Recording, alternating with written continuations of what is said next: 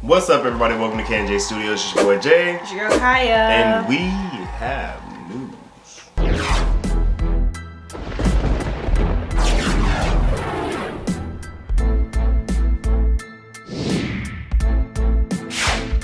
Today we'll be talking about the live-action Star Wars Rebels sequel series. We are not sure. They put this out there.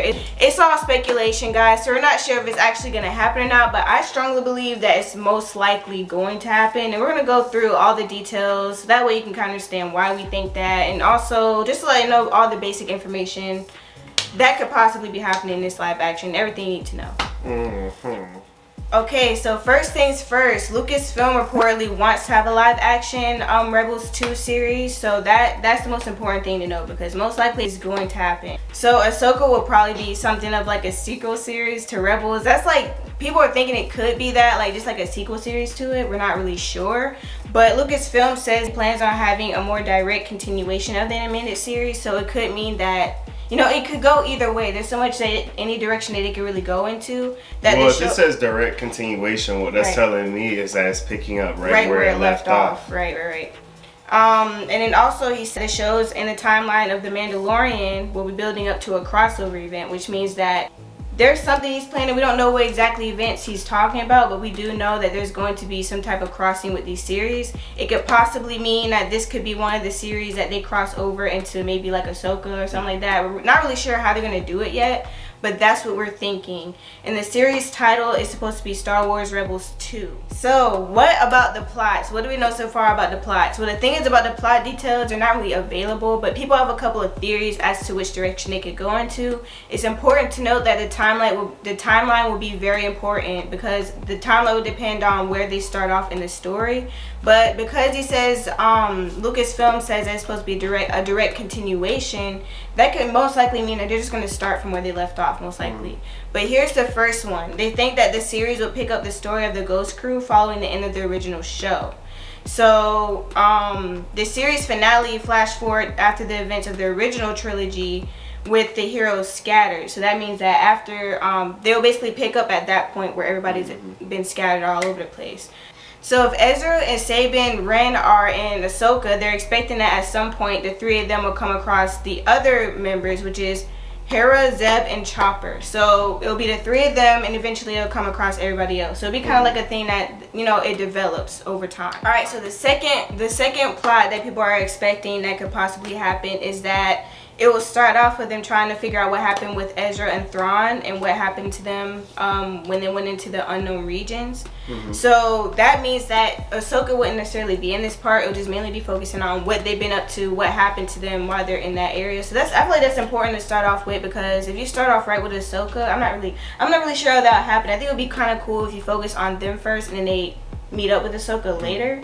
So, I mean, but the only thing is, like, once again, it goes back in the timeline, especially when you're looking at release dates. Yeah. Ahsoka is coming out before. If they were going to do this, the sequel, Ahsoka would come out first. So how they put people in will have to be extremely strategic so that if they decided to go backwards, because keep in mind, they would have to go backwards. Because Ahsoka is taking place after the Rebels. Right. So when you're taking that into account, you know, you have to make sure that the timeline is on point, especially if you're looking at going back that's why the timeline with is the Rebels, a big question. so that it can line up the right way with Ahsoka. So that's a big part of what it is.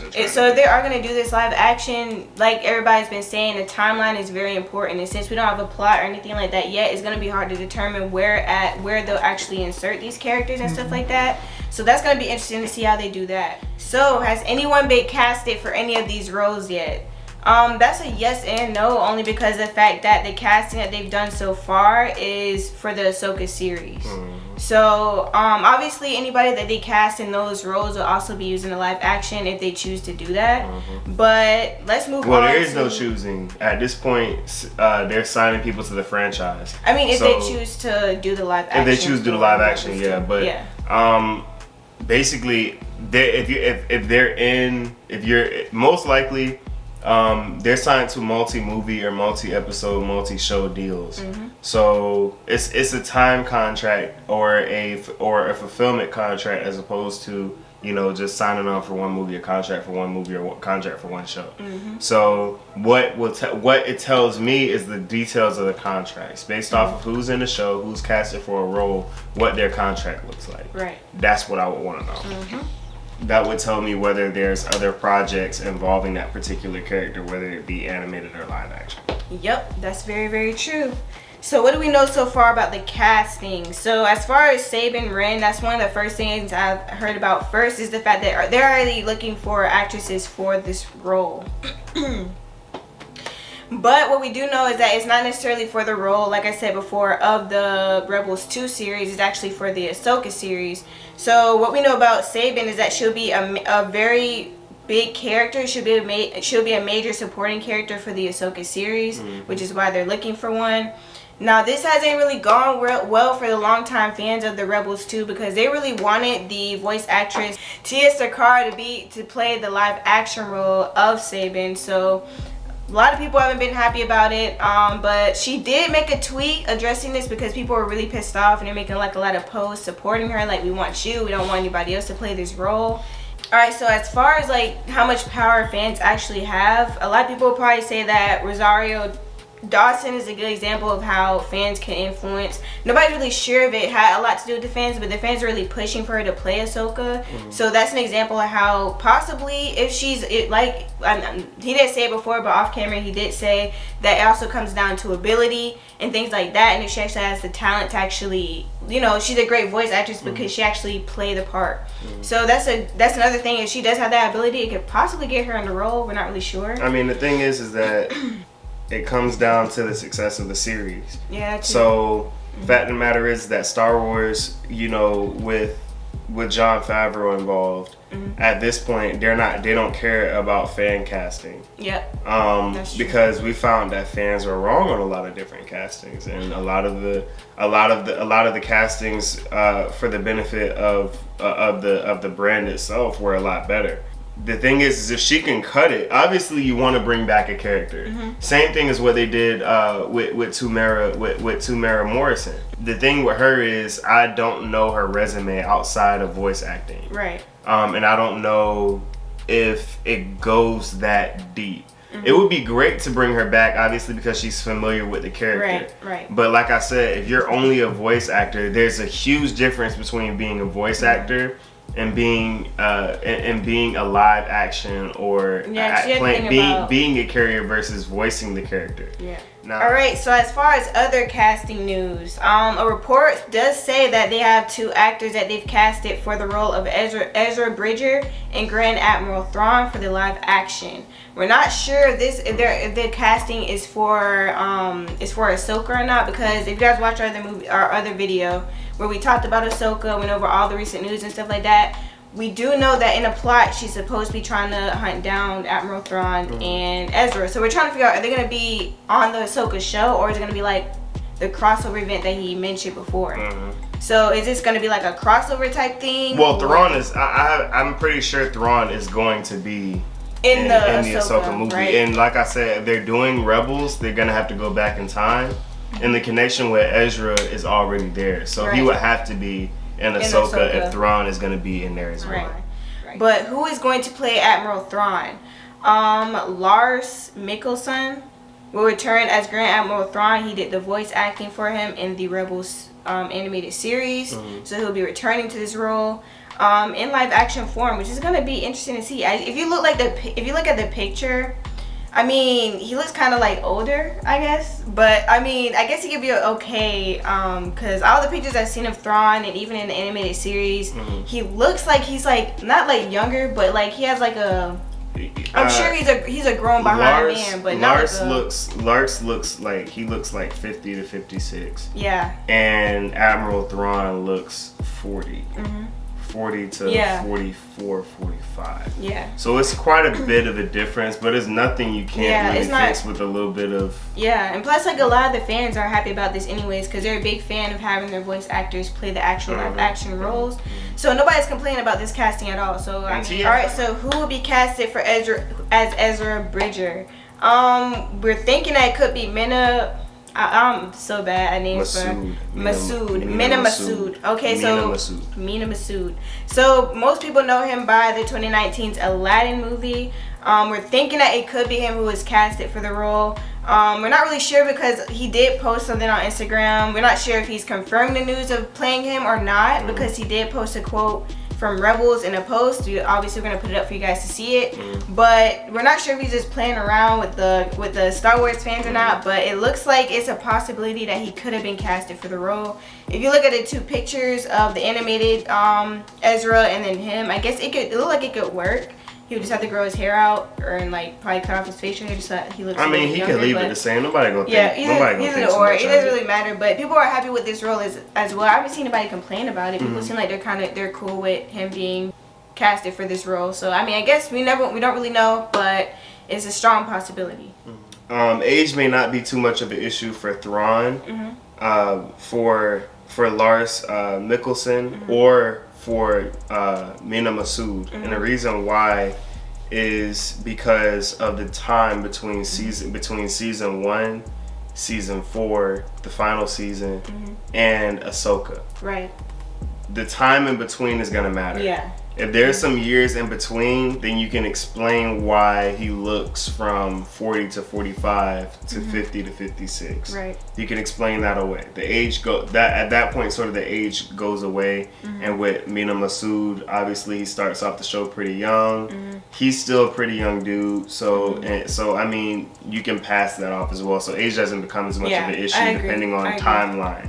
How far displaced are you from season 4 in Ahsoka? Yeah, once we know the timeline, it'll put everything together as far as like what they could be doing. But right now there's so many different directions that they could possibly be going in. But how would they be using these characters in a live action? We're thinking that it could be kind of like how the MCU is doing with their Disney Plus series, you know, like that kind of thing, like where it's like a shared universe, so everything kind of links together. That's what we're suspecting. Honestly, I would like that because I love how the MCU does that. It really gets you into every series. You know what I'm saying? Like it links everything together, which I feel like is great.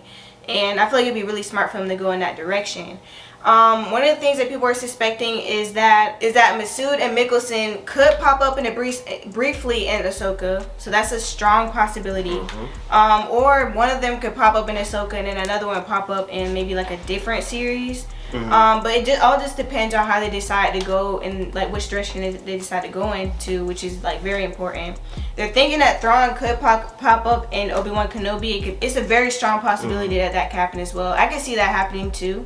How they'll be able to link everything together, have him in there. I think it'd be pretty dope, honestly. I'm really excited. If they really do go through with this live action, I really want to know.